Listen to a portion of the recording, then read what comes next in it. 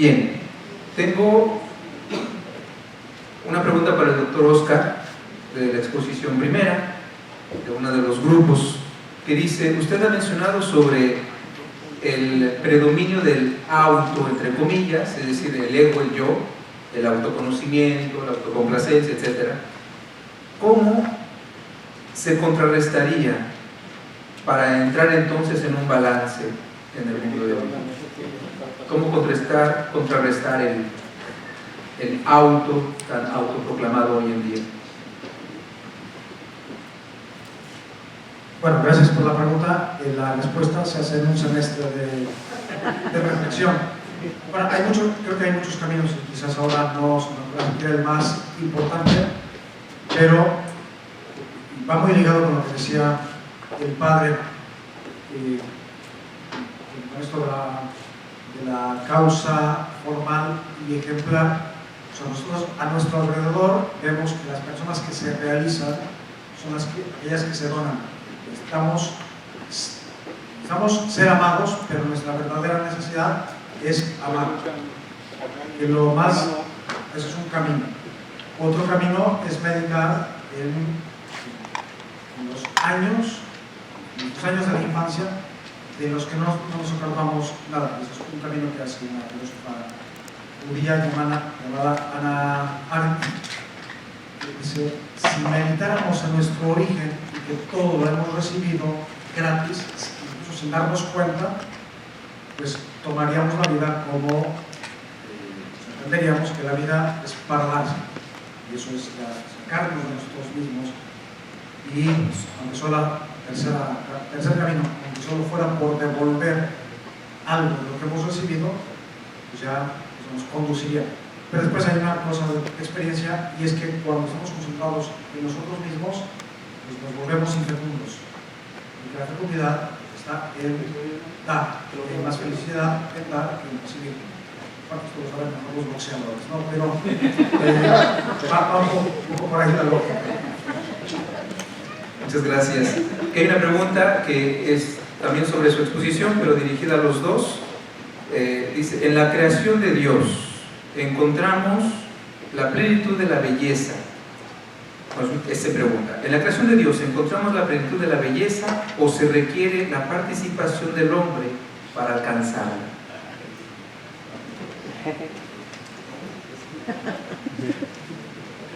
Me encanta esta pregunta porque el hombre es parte de la creación. ¿Verdad? Porque muchas veces vemos, porque tenemos la mentalidad moderna, ¿no? Dios y yo, ¿no? O la creación. Y el hombre. Y como si Dios creó, pero el hombre está al lado, ¿no? Y como si el hombre ha creado. Entonces, claro, cada uno de nosotros, cada uno de los seres, no solamente nosotros, se va a realizar conforme a su naturaleza. Y es parte de la naturaleza humana, y lo vemos bíblicamente, es parte de la naturaleza humana realizarse en el arte. Es una de las dimensiones de la persona humana, no es la única. Y claro que buscamos un equilibrio en las diferentes dimensiones. Las dos principales son el arte y el amor, pero también cuidar del cuerpo, por ejemplo, es muy importante. La amistad, aunque es parte del amor, aunque no sea del mismo ejercicio que el amor matrimonial. O la autonomía, buscar una cierta autonomía en las decisiones que tomo. No siempre estar preguntándole a todo el mundo qué es lo que tengo que hacer, sino yo aprender a tomar mis decisiones, aunque pida consejo, ¿no? Un papá y una mamá educan a eso a sus niños, ¿a poco no? A que tarde o temprano ya tomes tú tus decisiones, ¿verdad? Entonces, el universo, entonces esa pregunta es muy buena, porque Dios crea el universo bueno, bello y verdadero, ¿no? Es más, hasta cuando crea el hombre dice, es muy bueno. Pero, desgraciadamente, nos equivocamos nosotros y no siempre actuamos conforme a los designios divinos o a la voluntad divina. En un momento dado, cuando pudimos decir, pues que no se haga conforme a tu voluntad, pues fui y agarré el fruto y me lo comí. Y entonces, pues entró el mal en el mundo, ¿verdad?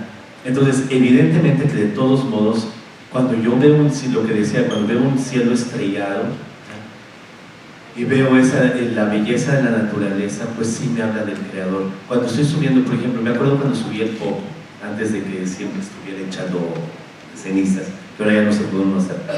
Pero cuando subí el Popo y que a las 5 de la mañana se veía sobre la nieve los rayos del sol, entonces, ¡qué maravilla! Y la maravilla de la naturaleza es una puerta abierta para descubrir al Creador. Eso es un hecho. Y entonces la pregunta es muy buena porque digo, hoy en día estoy en un mundo prácticamente artificial todo el tiempo, sobre todo en la Ciudad de México. Ustedes mucho menos porque por lo menos tienen el Cerro de la Silla por ahí y dicen, pues la naturaleza existe. Pero nosotros en México no vemos, y casi ya ni árboles hay. No, es un desastre. Y entonces uno dice, bueno, alguien que nada más vive en el concreto, ¿acaso puede descubrir la belleza? Sí, sí la puede descubrir, ¿no? Y la puede descubrir también por medio del arte humano, es un hecho. Y el arte humano en la Edad Media claramente completaba la naturaleza, y por eso vemos catedrales, casas que se complementan totalmente dentro del paisaje, y hoy en día es mucho menos. De repente tiene uno en el corazón de París, que es tan bonito, el centro Beaubourg, que bueno, dice uno. Entonces es interesante, pero aquí realmente el arquitecto quería que yo estuviera enamorado de él, no de su obra. Pasó el micrófono. Sí, pues es otra pregunta que requiere mucho tiempo, pero yo me voy a resbalar más bien en la respuesta hacia la imago Dei. Según la teología, según la expresión del Génesis, el hombre, Dios, hace al hombre a su imagen y semejanza. ¿Y dónde está la imagen y semejanza? Según el texto, en lo sexual, en primer lugar. En segundo lugar, en el dominio de la naturaleza. Y eso implica que el hombre tiene una cierta capacidad participada de Dios de transformar y continuar, por así decir, la obra creadora del hombre. Solo en ese sentido, ¿el hombre puede mejorar la tierra? Sí. Y por lo que mencionaba el padre, es un testimonio, pero también la tecnología y otras muchas cosas. Lo que pasa es que junto con el pecado, pues también se ha introducido un mal uso de la palabra dominio y es exterminio. Somos jardineros, no depredadores, y muchas veces hemos caído más en depredador, pues tenemos la tierra hecha un basurero. Es una de las cosas. De hecho, no hay para una verdadera ecología no hay otra motivación, porque otros tipos de motivaciones para la ecología destronan al hombre y lo colocan incluso por debajo de los animales. Al final no sirve de nada. Bueno, me limitaría eso. Otra pregunta, sí, adelante. Otra pregunta para usted, doctor. Aquí, dos preguntas. ¿Cuál es la diferencia de aprender e interpretar? ¿Y qué podemos hacer para que la interpretación que hagamos sea justa? Aprendiendo. No.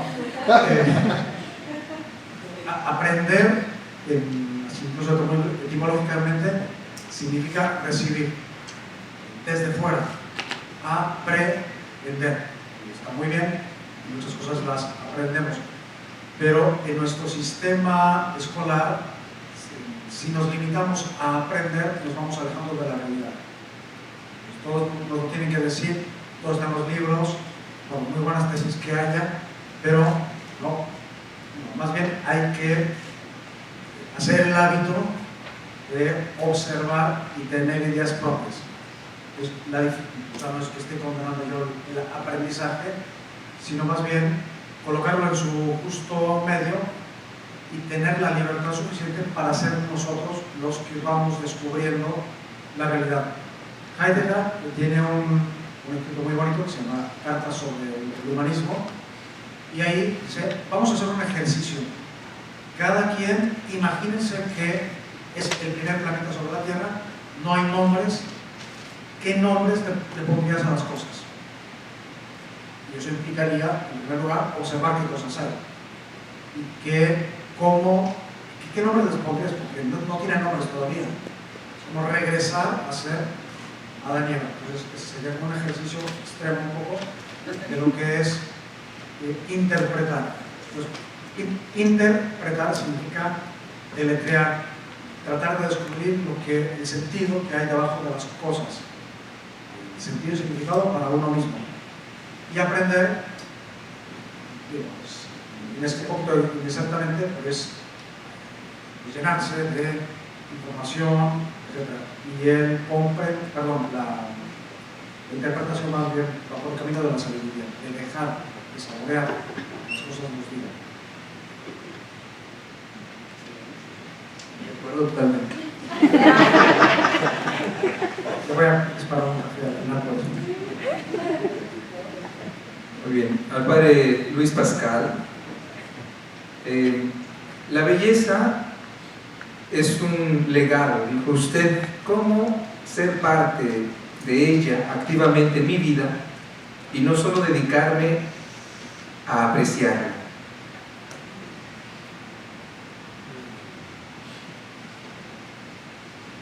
Gracias por la dificultad de la cuestión.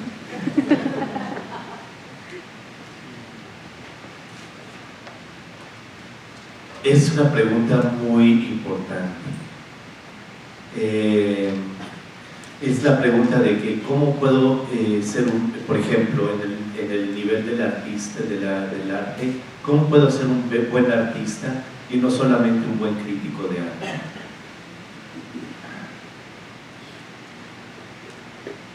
La clave está, cuando yo soy un crítico del arte y solamente me limito a contemplar y a contemplar la belleza, por ejemplo, que es la segunda parte de los términos que usa su pregunta, estoy en el nivel intelectual de la contemplación de la belleza, y en realidad es lo más importante, es la esencia misma de la belleza, y después voy a explicar por qué. Pero es cierto que estoy llamado a entrar dentro de esa, dentro de hacer, por ejemplo, en hacer cosas bellas, en estar totalmente involucrado en un proceso de belleza y no limitarme solamente a apreciarla o a contemplarla. Y entonces ahí es en donde se vincula la belleza con el bien, con la bondad, ¿verdad? En que mi obrar esté proporcionado con lo que soy, con lo que aspiro, con lo que quiero. Por ejemplo, yo ahorita que tengo 54 años, si quiero ser piloto de avión, pues ya es un poco tarde. Entonces, aunque sea muy bello ser piloto de avión, en la apreciación de yo crecer dentro de la belleza, las condiciones son muy importantes, y la comprensión en donde yo, del estado en el cual estoy, es extremadamente importante. Y eso es muy importante también para la educación, por ejemplo, si yo ya nací en los Estados Unidos mexicanos, no voy a ser presidente de China. Hay un cierto realismo y un conocimiento de lo que es bueno para mí y de las capacidades que yo tengo para yo poder entrar dentro de ese dinamismo, para poder yo encontrar el lugar personal que mi unicidad, o sea, mi singularidad me invitan a desarrollar. Pero no solamente tengo ciertos talentos y predisposiciones a ciertas cosas bellas que puedo hacer o fabricar, sino que también está el descubrimiento de ese talento, de las condiciones por las cuales yo puedo aplicarme a eso, pero es decir, un conocimiento de las situaciones, también hay un conocimiento de mí mismo y también hay un verdadero deseo hacia donde yo quiero ir, porque no necesariamente la finalidad que yo quiero para mí es única, sino que puedo tener diferentes opciones realistas que considerar y que puedo tomarlas para mí. Ahora regreso a por qué se me hace más importante la última cuestión, es decir, la parte de la contemplación de la belleza, porque Santo Tomás de Aquino define la esencia de la vida eterna como la visión beatífica, es decir, ver a Dios, y ese ver a Dios genera en mí un gozo invisible fruto de esa contemplación.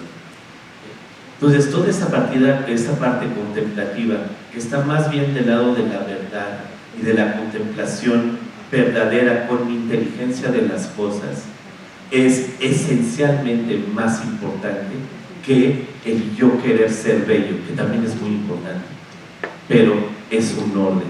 El orden de la ejecución es segundo siempre con respecto al orden de la esencia de las cosas. Muchas gracias por su pregunta, muy buena. Gracias, padre.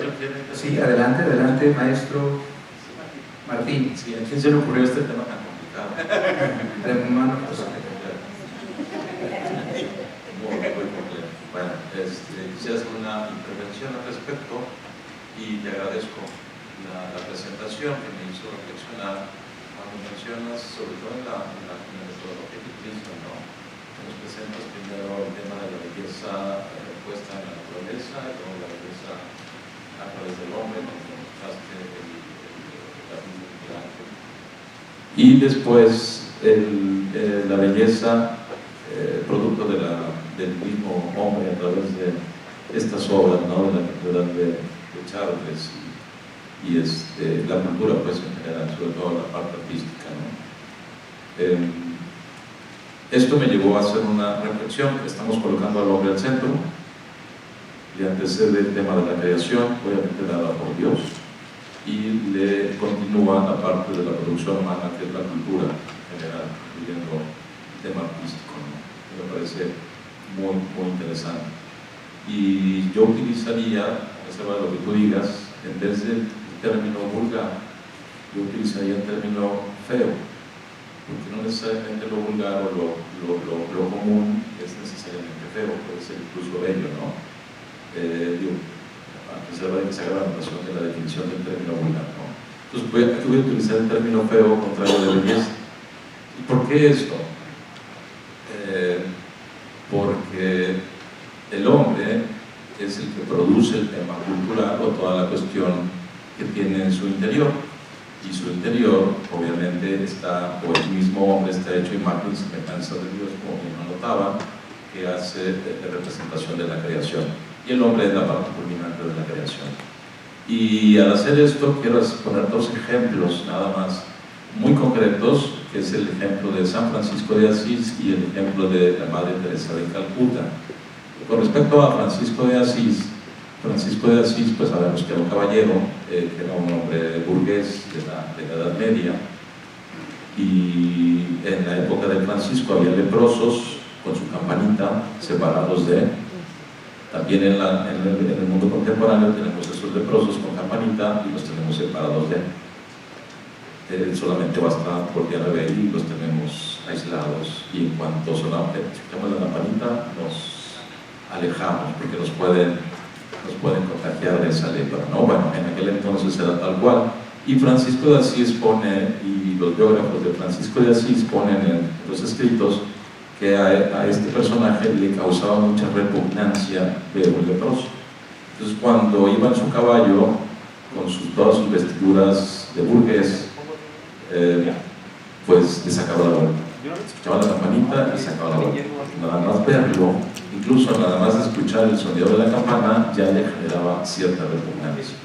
En todo este proceso de conversión de Francisco, cuando ya logra encontrarse con Dios, hay una escena muy significativa. Él iba con su caballo, con sus vestimentas, ya converso, escucha la campanita Y lo primero que hace es bajarse del caballo, salir al encuentro del leproso, darle sus vestimentas, darle un abrazo y darle un beso.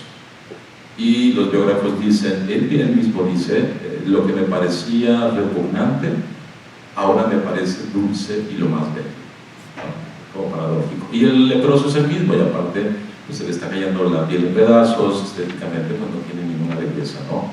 Y con el peligro de la creencia de aquel entonces de ser contagiado por la ley. Este es el caso de Francisco de Asís con respecto al tema de la belleza. Y la Madre Teresa de Calcuta cuentan, no he encontrado la cita donde viene escrito, lo de Francisco sí lo tengo muy claro y está documentado, no de la Madre Teresa de Calcuta, pero hay una idea muy difundida que en alguna ocasión algún reportero le pregunta, a ver, Madre Teresa de Calcuta, explíquenos, no entendemos. Aquí a la otra cuadra, en Calcuta, hay personas que están enfermas y con un poco de cuidado pueden vivir y las puede meter al mundo de la producción o pueden continuar su vida perfectamente bien. Pero usted está aquí en esta cuadra donde hay puros moribundos y ya están a punto de expirar, ya no hay nada que hacer por ellos, ya se van a morir. ¿Por qué no se van mejor a la otra cuadra y atienden a los que tienen esperanza de vida? Y la Madre Teresa de Calcuta cuenta, dice, pues precisamente por eso, que ya se van a morir. Dice, en un abrazo, nosotros los vemos, sabemos que están a punto de expirar, las hermanas y yo los tomamos en nuestros brazos sin decir ninguna sola palabra, simplemente los abrazamos y muchos de ellos en ese momento expiran, mueren. Y le pregunta, ¿pero por qué hacen esto? Dice, para que al menos alguna vez en su vida hayan experimentado lo que significa ser amados. Esa es la respuesta de la Madre Teresa de Calcuta, ¿no? Sin cuestionar si era musulmán, si era ateo, si era asesino, si era lo que fuera. No le interesaba ni la apariencia física, ni tampoco su historia de vida. Lo que le interesaba era la persona. ¿A qué voy con estos dos ejemplos, con este complejísimo tema de la belleza? No me voy a meter en cuestiones teóricas, sino en cuestiones ya muy concretas. La parte teórica ya la eliminaron y ya la sustentaron nuestros ponentes de manera magistral. Pero aquí la cuestión es, ¿dónde está la belleza en el ser humano? Pues precisamente en su imagen y semejanza de Dios. ¿Por qué digo esto? Porque es muy fácil no reconocer la belleza, sobre todo la belleza cultural. La belleza de la naturaleza, pues ahí está, creo que tarde o temprano nos impacta y nos saca un suspiro, nos saca algo, un recuerdo. Pero la cultura humana a veces confundimos muy fácilmente lo bello con lo feo, muy fácilmente. ¿Cómo podemos reconocerlo? Pues si precisamente esta parte cultural surge de una experiencia de Dios que nos permite reconocer en el otro la verdadera belleza que está en el interior.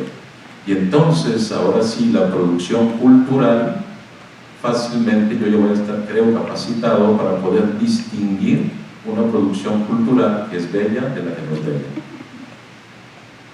Fin de la historia. Hermano José, ¿alguna intervención? ¿Algún comentario? Todo en orden. Bastante bello todo esto. Muchas gracias.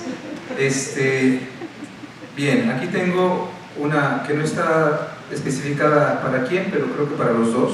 El profesor Oscar puede comenzar. ¿Cómo percibe el efecto de la tecnología en la sociedad y sus consecuencias en la belleza y el amor? Doctor Oscar. ¿Cómo percibe el efecto de la tecnología en la sociedad y sus consecuencias en la belleza y el amor? Auxilio. Creo, sintetizando mucho, que es positivo y negativo, según la dirección que le dé cada uno. Para la belleza y para el amor tenemos una infinidad de material y recursos en la tecnología en general, pero así como contenido. Pero también nos podemos enfrascar tanto en la tecnología que eso nos desvía de lo bello y del amor. Pues todo está en el sentido que le demos y eso quizás necesita acompañamiento, pero en tecnología hay una cantidad, incluso hay arte tecnológico, música electrónica, hay infinidad de cosas muy buenas, a través de la tecnología podemos acceder, como vimos en las fotos, a lugares que jamás vamos a visitar. Nunca vamos a... Yo no sé si yo algún día voy a pasar un elefante de Tailandia, pero ya lo veo de alguna manera a través de la tecnología. En fin, que serían otras cuestiones. Más bien, habría que estar atentos nuevamente a la parte de interpretar, aprender a usar los 5 sentidos y desde ahí pues, darle una orientación buena a la maravilla de la tecnología y buscar equilibrio. Eso están diciendo que es aquí. Muy bien. Padre Luis, ¿tiene algo que comentar, añadir esa pregunta? Y el hermano José. Así como la tecnología es muy importante para el trabajo y por lo tanto para el arte también, porque es una herramienta extremadamente útil. Por ejemplo, no sé si ustedes vieron la película que está en Netflix sobre las máquinas de Turing y cómo en realidad la máquina de Turing es la computadora y entonces como él la generó y cómo la computadora puede resolver problemas más eficientemente y más rápidamente que la mente humana. Pero muchos de ustedes ya sabían eso.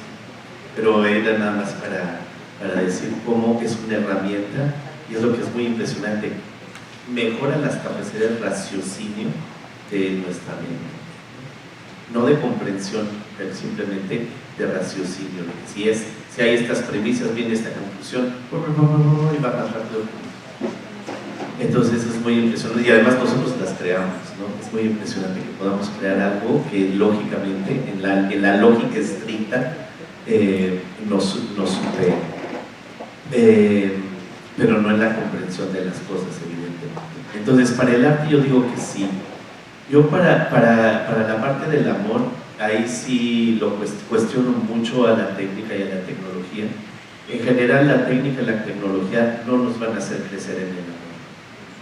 Y si los pongo en un lugar importante, estoy invitando a lo artificial a formar como un tercero enemigo dentro de mi relación humana. Es decir, desnaturaliza la tecnología en el amor. Y no quiero referirme aquí específicamente a las computadoras o al celular, que evidentemente sí, pero también a los métodos artificiales de control de la natalidad, que son un arte, que son una técnica, y que no digo que a veces sea el menor mal y que mucha gente tenga que decidir por eso porque es el menor mal, pero que implican una reducción en la excelencia en la relación humana, sobre todo de pareja, para mí es clarísimo. Hermano José. Gracias. Allá afuera hay unos libros que vendemos los hermanos, y en uno de ellos, se llama Las Tres Sabidurías, y nuestro fundador, el Padre Felipe, toca un poquito este tema en la parte sobre el trabajo, y lo que dice sencillamente es: cuando yo tengo un instrumento nuevo, aún para el artista, y el artista lo sabe, que trabaja en el arte, cuando tengo un instrumento nuevo, pues tengo que evaluar qué me da y qué me está quitando, ¿no? En ese sentido yo creo que es muy importante y hay que valorar lo que me genera una eficacia, me genera una rapidez, pero no necesariamente me da una inteligencia de las cosas. Y muchas veces un buen artista pues sabe valorar sus instrumentos con los cuales va a producir su obra, su creación, su proyecto, y no necesariamente son los que son más eficaces. Porque no, precisamente, y lo decía usted también hace poco, esta diferencia entre cultivar y explotar la tierra. Los instrumentos me permiten sacarle todo el provecho, pero la tierra no puedo explotar, ya no la cultivo. Las tecnologías permiten esto y permiten, inclusive nos explotan a nosotros, ¿sí? Pero no nos están desarrollando cosas. Pues cuidado, cuando adquiero una tecnología, ¿qué me está quitando? ¿Qué me está dando? Pero también ¿qué me está quitando? Tengo que evaluarlo prudencialmente. Se hace observación. Yo tengo mis dudas con respecto al tema de que la tecnología no puede aportar algo positivo al tema de la amistad o del amor. Tengo mis dudas y voy a decir por qué razón. El mismo Papa Benedicto XVI con su Twitter, que comenzó esta era de la tecnología, ¿no? Utilizando el Twitter, el Papa Francisco ya lo tiene y lo usa, o sea, ya el Papa Benedicto dio una entrada para el uso de las tecnologías, ¿no? La misma página del Vaticano que utiliza y tiene de manera gratuita y extraordinaria muchísimos documentos de magisterio, de tantas cosas, ¿no? Es uso de la tecnología, al final de cuentas. Y esa es por una parte, es decir, si yo me encuentro con una de estas páginas a través de la computadora, del teléfono celular, y leo, por ejemplo, un documento de Caritas in Veritate, o el documento, qué sé yo, Spesalvi, o cualquier documento del magisterio, y yo lo leo a través de una pantalla como un ebook, puede mover mi corazón y puede alimentar y nutrirme en la experiencia del amor. Entonces, la tecnología es intermediaria nada más. En ese sentido a mí me parece extraordinario. Ahora, el segundo punto es que el hombre, ya como decía Oscar, tendríamos con este ejercicio que nos hace este pensador, sabes que el mundo ahorita ninguna cosa tiene nombre, tú pones nombre, ¿no? Este ejercicio de aprende la naturaleza, ya no tanto aprende la cultura, sino aprende la naturaleza para que la interpretes y después le pongas un nombre. El ser humano, a través de este ejercicio, desde que es tal, pues ha inventado el discurso, el lenguaje, primero pictórico, después ya fue evolucionando hasta la abstracción de los alfabetos, ¿no? Los idiomas, después los conceptos que en el fondo hablan de una realidad, de una interpretación. Entonces, ha utilizado y ha desarrollado incluso la tecnología y la ciencia. A veces creemos que la tecnología, como este teléfono celular o este micrófono o esta computadora, son del demonio. No, porque cuando se inventó la rueda, cuando se inventó la imprenta, cuando se inventó la tinta, cuando se inventó el papel, también era parte de la tecnología. De su época era de punta y quizás también dudaban de su bondad. En realidad es parte del ingenio y de la tarea que Dios le ha dado al hombre a través de su inteligencia, y con esto ha generado las ciencias y con la ciencia la tecnología. Pero no nos podemos quedar solamente con nombrar las cosas, también tenemos la otra parte y decir, bueno, ya que las tengo, ¿cómo las voy a utilizar? Va a favorecer para que la belleza que me es dada en la imagen y semejanza que me dio Dios se vea expresada a través de la cultura o la va de forma. Entonces es necesario introducir el tema ético, que lo que hace es hablar de la otra facultad humana superior que es la voluntad, es decir, el tema de la libertad. En ciencia y ética, tecnología y reflexión a través de, ¿es posible ahora intervenir quirúrgicamente o lograr una inseminación artificial fuera de un encuentro conyugal? Sí, es posible, es bueno. ¿Dignifica lo humano? ¿Lo hace bello o no? Eso es lo que tendríamos que preguntarnos. ¿Se ha inventado el Internet? Bueno, ya está inventado. A través de la inteligencia humana se logró esto de tanto ejercicio. ¿Es bueno en este momento utilizarlo para esto? Yo creo que lo que hemos utilizado aquí, tanto el servicio de Internet a través de los videos, la grabación que se está haciendo aquí, el proyector, la luz y todo esto que es parte de la producción humana, creo que han sido utilizados al menos de manera que nos llevan al menos a preguntarnos, bueno, ¿la tecnología es mala o no? Muchísimas gracias por esta intervención también. Nos quedan unos minutitos, quizás una o dos preguntas más. Tengo aquí una escrita todavía, pero si a alguien se le está quemando la lengua de que quisiera ahorita poner su pregunta porque ya se está agotando el tiempo, bien, ahí adelante, ahí atrás, ahí le van un micrófono ahorita y puede hacer su pregunta. ¿Dirigida a quién? Sí. Muy bien. Sí. A ver, quien quisiera contestar. Hay un principio que dice que el hombre, el orden del ser determina el orden del actuar.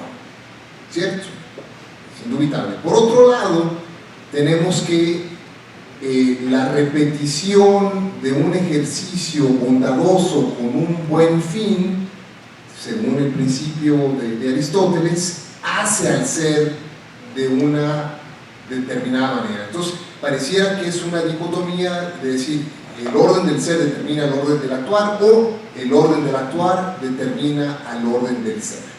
Nomás algo así medio filosófico. ¿Qué es primero? Sí, a mí me gustaría responder a esto. Precisamente esta unidad dual, por decirlo de una manera, de inteligencia y voluntad. Es decir, fuimos dotados en esta imagen y semejanza de Dios, y que nos dista y nos distingue del resto de la creación, al menos hasta hoy conocido, de estas facultades superiores espirituales que es la inteligencia y la voluntad. Es decir, somos seres en construcción, no estamos terminados, estamos por llegar al octavo día, es decir, esta es la tarea que Dios nos dio cuando nos dice multiplíquense y embellezcan la tierra, ¿no? Creo que están juntos los dos puntos, es decir, no es uno después de otro, es junto, es una unidad, por eso le llamamos unidad dual, no es un primero y un segundo, sino se da en conjunto, se da en la persona.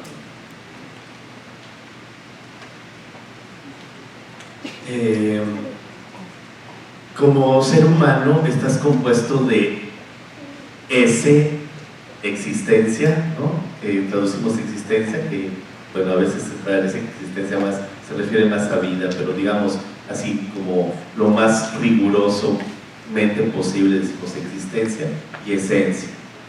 Entonces, somos seres humanos, y entonces sí somos, ¿verdad? Y esa es la más grande de las perfecciones, pero no somos el ser, somos humanos, ¿verdad? Nuestra naturaleza, que es una forma, es una esencia humana.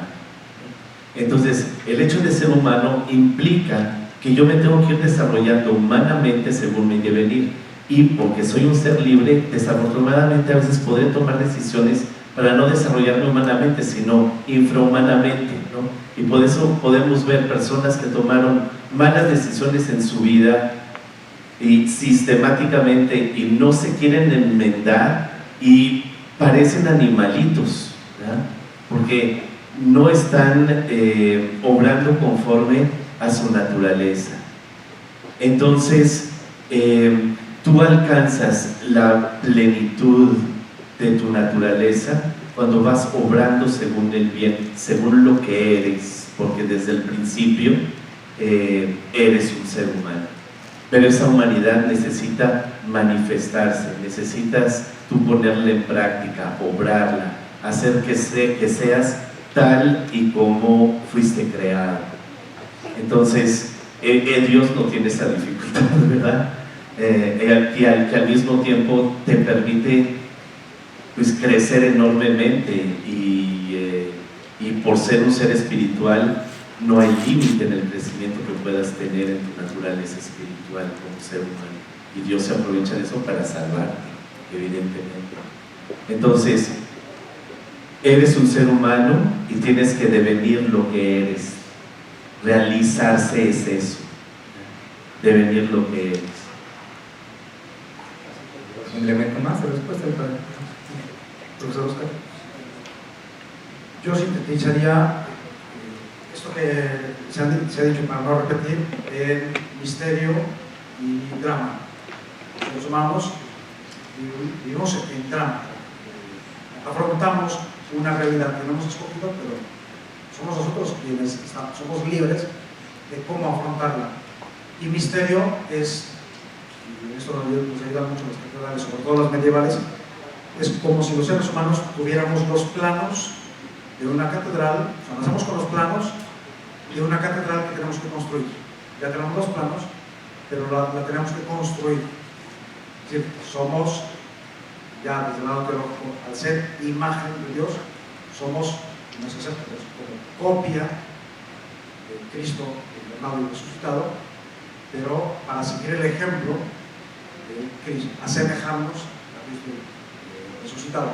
Está la imagen y la semejanza. La semejanza es una tarea, la imagen es como una copia, siempre estamos en esa tensión.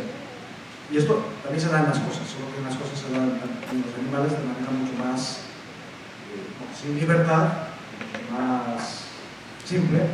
Los seres humanos implica la libertad de la decisión. Excelente. Yo nada más añadir lo de Santo Tomás, ¿verdad? Sé en acto lo que eres en potencia. Y siempre esta fractura metafísica de nosotros, de lo que podemos ser. Entonces, nunca somos todo lo que podemos ser. O sea, siempre hay algo que vamos a poder ser. Como decía el Padre, pues, por eso Dios nos salva.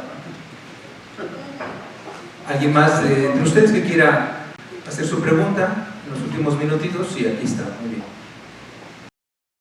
Está la vulgaridad relacionada con la irreligión, y la religión se busca aplacar con productos que a su vez constituyen la fuente de la felicidad y por ende nos sigan haciendo vulgares. La mayor de las virtudes que un ser humano puede tener es la virtud de religión, ¿eh? Y eso se nos ha olvidado. Y la virtud de religión va a venir a rectificar muchísimas otras virtudes. La virtud de religión no es la virtud de fe, es diferente. La virtud de fe es una virtud teologal que viene de Dios, a la cual tú respondes libremente. Es creer en Jesús, el Dios encarnado. La virtud de religión es la adoración, que también cualquier otro pueblo en su religión puede tener. Es decir, adorar a un creador, adorar a un primero. Y la virtud de religión es la más excelente de las virtudes porque te relaciona con ese ser primero que te creó, que te dio la vida, y por lo tanto ordena todo.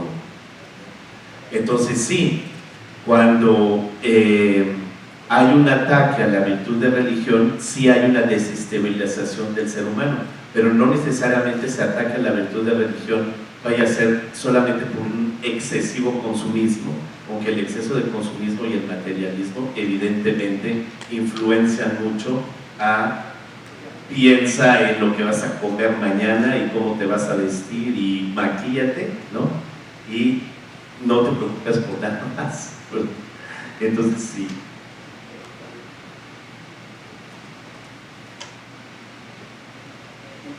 Todo está perfecto. Muy bien. Bueno, continuamos con una última que está aquí escrita para el profesor, el doctor Oscar.